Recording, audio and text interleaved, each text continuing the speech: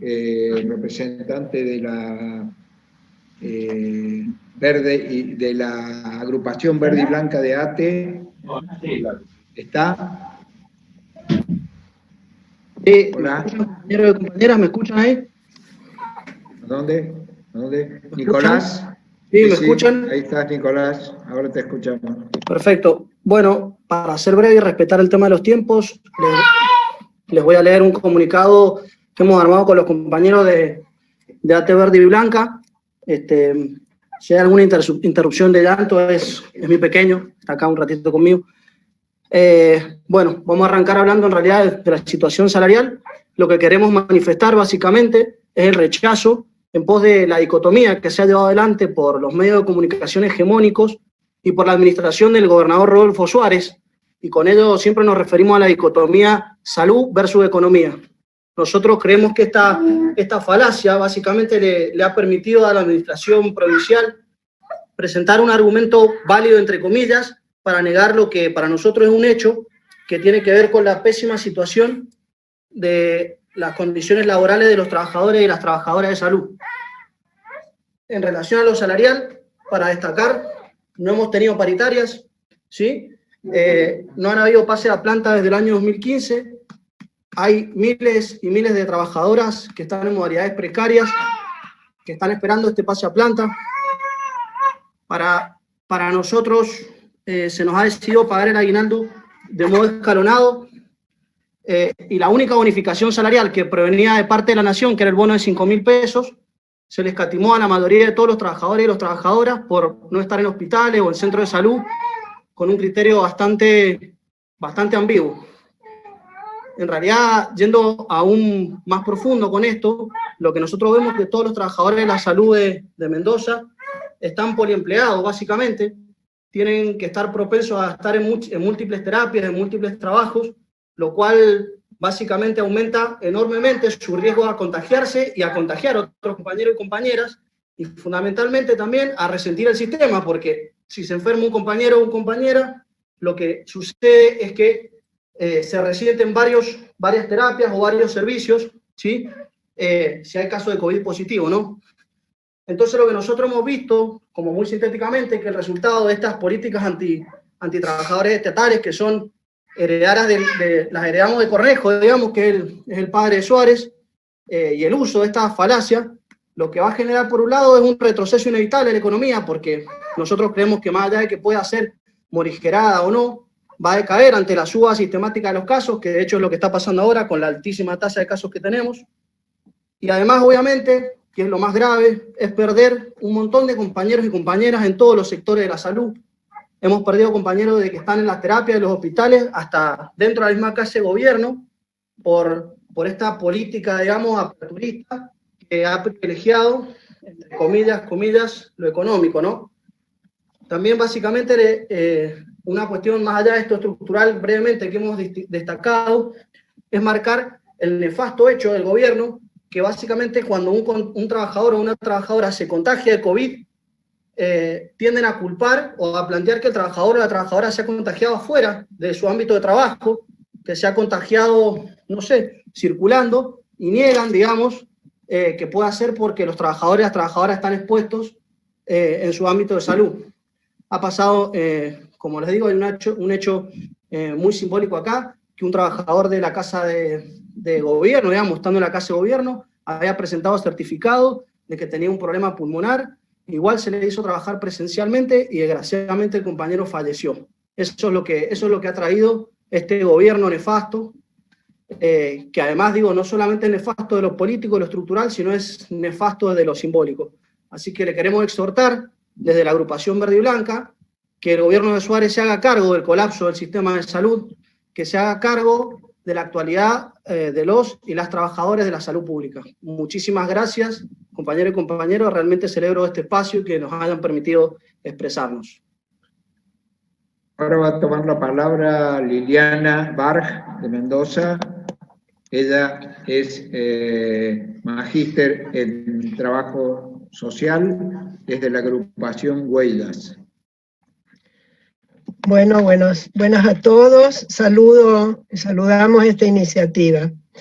Desde la agrupación Huellas de Profesionales de Trabajo Social de Mendoza, que trabajamos y conocemos la crítica situación social que atraviesa la ciudadanía de nuestra provincia, queremos expresar lo siguiente. En primer lugar, las muertes que se están produciendo en Mendoza por la pandemia y por otras problemáticas desatendidas por la falta de respuesta de un sistema de salud colapsado son evitables. Es urgente que le digamos basta a la naturalización de las muertes de mayores y de personas que tienen patologías previas. Ellas no son culpables por sus decesos. Muchísimas personas no se habrían muerto si no se hubieran contagiado y si hubieran tenido acceso oportuno al sistema de salud. Seguirían vivas junto a sus familias esperando vacunarse. En segundo lugar, el sistema sanitario en la provincia ha colapsado. Por eso no decimos volver hacia atrás. Lo que estamos planteando es, de ahora en adelante, les solicitamos a los funcionarios políticos responsables el cierre de las actividades que no son imprescindibles y la puesta en marcha de la modalidad de cuarentena intermitente selectiva que contemple las realidades de los 18 departamentos, con seguimiento territorial de los casos positivos, coordinando con los centros de atención primaria de la salud. En tercer lugar, convocamos a la ciudadanía a permanecer en sus hogares, con asistencia económica para los que la necesiten y con alojamiento a cargo del Estado provincial para quienes no puedan aislarse en sus domicilios. Y en cuarto lugar, instamos a los pacientes recuperados a la donación solidaria de plasma, con seguimiento del equipo de salud y con la participación activa de las autoridades para facilitar la concurrencia a los centros hematológicos correspondientes. Muchísimas gracias.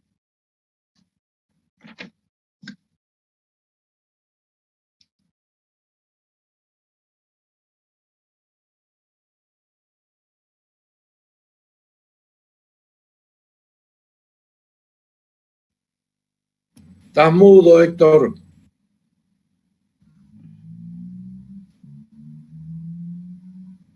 Patricia Galván, anda por ahí.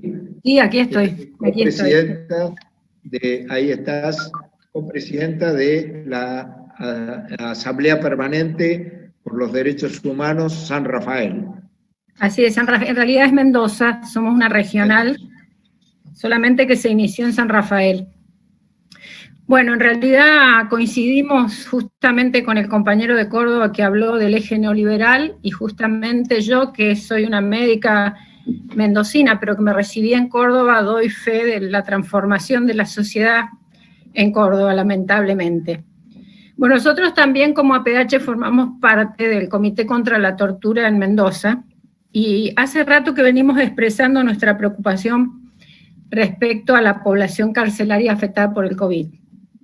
Hace mucho ya que nosotros venimos denunciando hacinamiento y deterioro en las cárceles, y hoy ese hacinamiento es causa de contagios masivos, y esto se agrava por el colapso del sistema sanitario en general.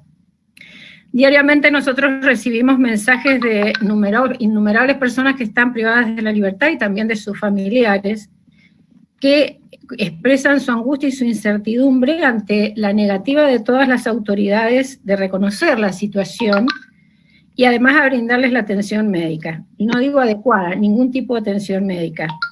Y hay personas con síntomas muy graves. De hecho, en San Rafael, en la cárcel de encausados y en la parte donde ya están las personas que están por salir en libertad, hubo una denuncia de que había 20 personas en situación de cárcel que estaban padeciendo el COVID y 10 penitenciarios.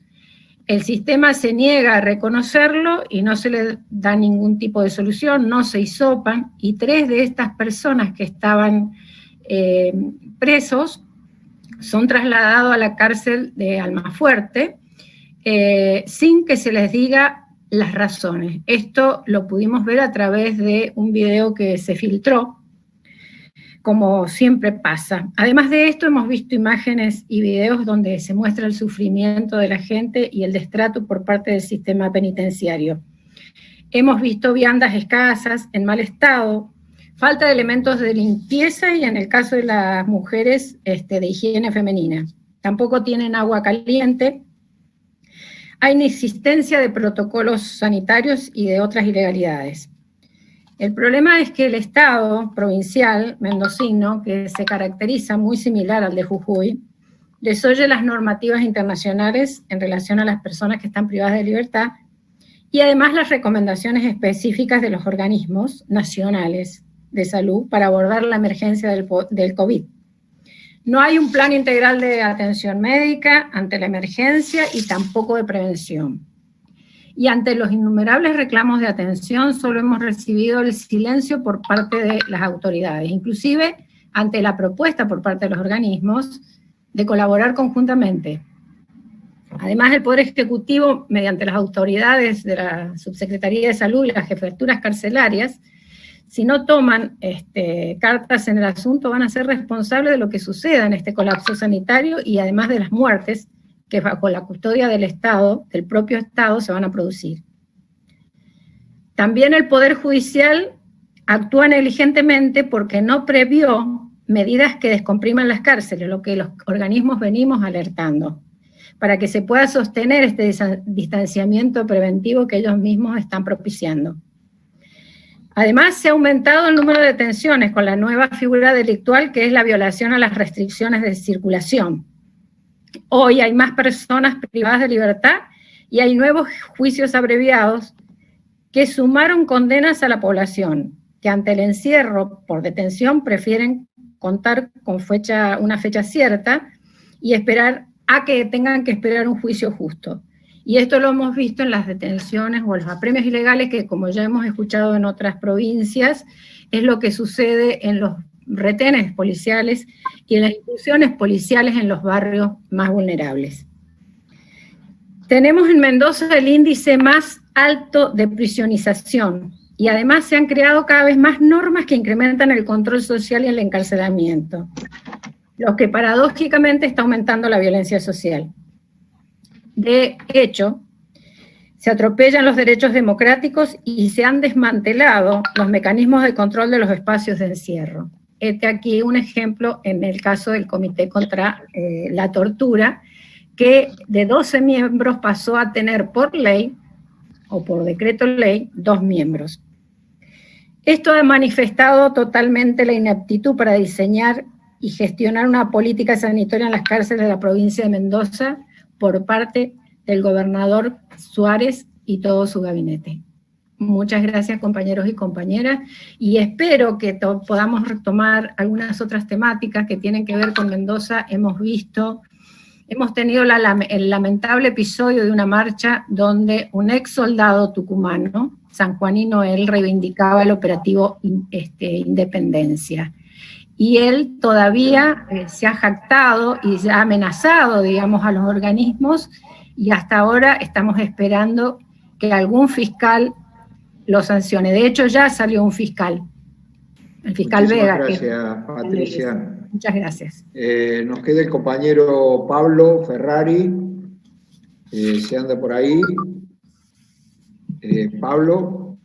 Sí. Pablo Ferrari es presidente de la Fundación Salud Inclusiva, especialista en salud pública, docente de salud pública de la Universidad de Cuyo. Pablo. Bueno, ¿qué tal? Muy buenas tardes. Primero también excusar a la compañera Patricia Irrutia, secretaria general de ATSA Mendoza, que se tuvo que retirar o estaba con distintos compromisos, entre esos consiguiendo camas de terapia intensiva para afiliadas de su sindicato, que son todos trabajadores de la salud. Tenía 3 afiliados que estaban arriba de ambulancias desaturando, y digo, ese es el colapso que voy a tratar de exponer brevemente en el que se encuentra el sistema sanitario de nuestra provincia. Mendoza hoy tiene más de 16.600 casos confirmados de coronavirus, y al igual que decía Oscar Atienza de Córdoba, parece que hay que remarcar que estamos viendo una foto, una partecita de la película. Hay muchos casos que no se están registrando porque se ha hecho inaccesible justamente los métodos de PCR, de testeos, y además se ha dispuesto que prácticamente los contactos estrechos no se testeen, al punto que la semana pasada la directora de epidemiología del Ministerio de Salud de la provincia declaraba que los casos registrados y confirmados había que multiplicarlos por 4 o 5. Ante esa situación, hoy Mendoza tiene 8.834 casos activos, o sea, 8.834 mendocinas y mendocinos que están cursando en este momento COVID confirmados y que requieren la asistencia sanitaria. Hoy Mendoza tiene los principales hospitales, las unidades de terapia intensiva del Hospital Central, Lago Mayor, El Carmen en el Gran Mendoza, hospitales Perrupato en la zona este, en el Valle de Uco y demás, con ocupación de las camas de terapia intensiva del 100% y con personas que están en sala común con criterio de estar en unidades de terapia intensiva y que no pueden acceder hasta que no se libera una cama, de las cuales la mayoría se libera por fallecidos. Hoy Mendoza tiene 207 fallecidos. El 29 de mayo Mendoza empezó con una apertura prácticamente indiscriminada y desregulada, donde el 29 de mayo a las actividades que ya se habían permitido se sumó la apertura de bares y restaurantes con actividad presencial. El 12 de junio se habilitó el turismo interno en toda la provincia, lo cual implicó que hasta ese momento la pandemia, que estaba prácticamente concentrada en el Gran Mendoza y con los departamentos del interior, que además son los que tienen menor infraestructura sanitaria, a través de la promoción del turismo interno, al punto que la ministra de Turismo de la provincia es una de las pocas funcionarias del Ejecutivo Provincial que ha dado COVID positivo, una paradoja, ¿no? Empezó a circular el virus en todo el territorio provincial. Mendoza, el 12 de junio, cuando se libera el turismo interno, tenía 9 fallecidos en todo lo que iba de la pandemia. Hoy, como les decía, tenemos 207, por lo tanto, en este tiempo, en 3 meses, han habido 198 muertes que tranquilamente podríamos hablar que hubieran sido muertes evitables a raíz del coronavirus. En 3 meses, del 12 de junio a septiembre, en 3 meses, Mendoza tuvo más de 16.500 casos en 3 meses, y esto no ha sido acompañado con estrategias o con nuevas políticas sanitarias para modificar esta situación incontrolada del avance de la pandemia que ha llevado al colapso del sistema. Hoy por día están falleciendo entre 5 y 7 personas por COVID, que es la misma cantidad de fallecidos que tuvimos en 3 meses desde que inició la pandemia, con el primer confirmado en Mendoza, hasta que se empezó a liberar la apertura de actividades económicas. ¿Qué es lo que proponemos nosotros? Por un lado, y lo hemos planteado desde nuestra fundación, desde el Centro de Estudio en Salud Colectiva que tenemos, y puntualmente desde una propuesta que denominamos epidemiología en Alpargatas, que hemos venido haciendo un seguimiento crítico y diario de la situación de la pandemia, es por un lado una apertura del gobierno provincial a escuchar otras voces en sus comités técnicos. Lo primero que hicimos en Mendoza nosotros el 19 de marzo fue presentar por mesa de entrada una carta dirigida al gobernador de la provincia, poniéndonos a disposición del comité de crisis que había establecido la provincia para poder aportar en lo técnico en distintas estrategias para llevar adelante de la mejor forma el abordaje de la pandemia. Hemos remarcado el transporte público. Mendoza hoy, con una actividad prácticamente comercial igual a la normalidad previa al inicio de la pandemia, el transporte público en el Gran Mendoza, sobre todo, tiene una frecuencia reducida al 60%, lo cual implica que las personas viajan hacinadas con la imposibilidad de cumplir el distanciamiento del 1,5 metros o 2 metros. Por lo tanto, lo que solicitamos, que esto se lo hemos hecho saber al gobierno provincial, es que se amplíe a la totalidad de la flota circulante de los colectivos. También que se implementen, tomamos la propuesta de Rodrigo, de estos aislamientos selectivos, preventivos e intermitentes, y que la provincia de Mendoza no haga recaer todo el peso de las estrategias y las herramientas económicas en el gobierno nacional, sino que también adopte distintas herramientas de política económica que permitan morigerar la pérdida económica que implique mantener durante algún tiempo algunas actividades que deben ser suspendidas, como decíamos, el turismo interno y la actividad gastronómica, que son hoy los principales puntos de contagio. Y por último, también, sí, para cerrar, que la provincia tome otras iniciativas, como por ejemplo reagrupar en 3 grupos de DNI la circulación de la población, que hoy sigue en 2 grupos, y la realidad es que no hay control ni fiscalización, y sobre todo que sean políticas regionalizadas, atendiendo las diferencias y las particularidades que tienen las distintas regiones de nuestra provincia, y una real articulación con los gobiernos municipales que tienen la cercanía para dar las respuestas. Muchísimas gracias. Muchísimas gracias, Pablo. Muy claro y muy concreta la propuesta que tienen para el gobierno provincial.